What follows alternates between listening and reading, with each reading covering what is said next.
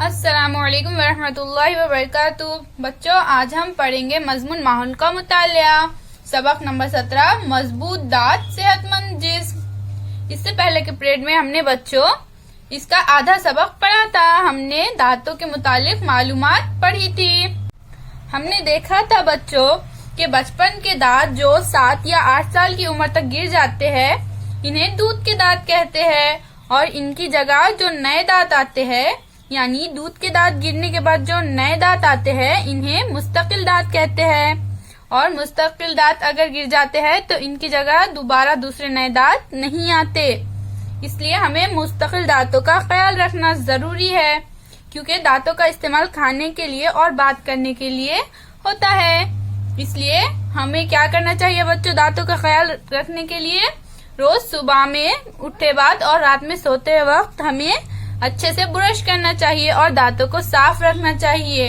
अगर हम कोई भी चीज खाते हैं तो 5-6 बार कुल्ली करना चाहिए।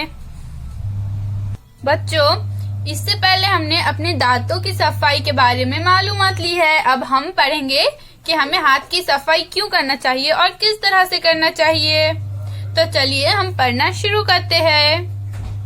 अब हम देखेंगे कि खाने से पहले हाथ किस तरह धोना चाहिए। खाने से पहले हाथ क्यों धोए?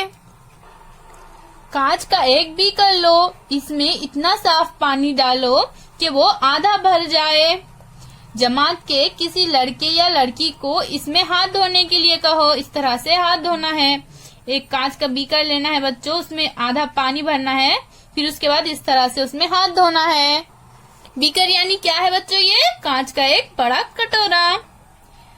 अब इसके बाद इस लड़के या लड़की का हाथ देखो कि बीकर के पानी में क्या फर्क हुआ बच्चों। यहाँ पर हम ये देखेंगे। तुम्हें क्या मालूम होगा? पानी में धोने से हाथ साफ हो गया। बीकर का पानी किसी कदर गदला हो गया। किसी हम जमात ने भी हाथ धोया होता तो यही नजर आता। इससे क्या जाहिर होता है? दिन भर मुख्तलिफ वजूहात से हमारे हाथ गंदे होते हैं, इसलिए खाने से पहले हाथ साफ धोए। क्या तुम्हें मालूम है, कहीं खराश लगे, जख्म हो जाए तो कई लोग इस पर गीली मिट्टी लगाते हैं, लेकिन ये गलत है। इससे जख्म सड़ सकता है, जख्म में पीप भर सकता है। अब हम देखेंगे बच्चों कि जिस्म की सफाई किस तरह से करनी चाहिए। याद रखो, हमारे जिस्म को हम साफ रख सकते हैं। अगर गंदे हाथों से खाना खाए तो वो गंदगी पेट में जाती है, पेट खराब हो जाता है।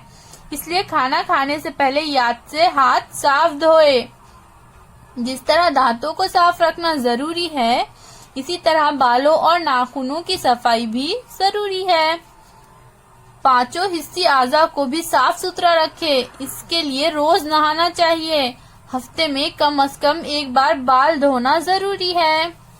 सफाई ना रखे तो मुख्तलिफ किस्म की बीमारियां हो सकती है। सही मायनों में समझदार कौन?